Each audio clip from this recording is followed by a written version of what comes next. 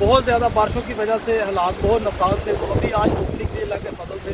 अल्लाह ताला ने अपनी रहमत से नवाजा है, तो देखे बादल भी हट गए हैं अल्लाह के फजल से। इसीलिए कहते हैं आसमां हमेशा बराई नहीं से, आसमां पे जो बादल हैं वो हमेशा के लिए नहीं है, इंशाअल्लाह वो मुश्किल वक्त गुजर जाएगा।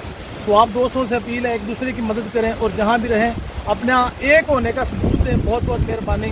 वो भी याद रखिएगा। अल हक अल्लाह तफरीक पालकबंदी इटली प्राप्त। सैलाब जो है वो बहुत कम हो चुका है, दुआरें अभी तक गीली हैं। अल्हम्दुलिल्लाह अल्लाह का शुक्र है कि सैलाब का डेरा गुजर चुका है। तो आप जैसे कि देख रहे हैं ये परातू शहर की नहर है, स्टेशन के बिल्कुल सामने।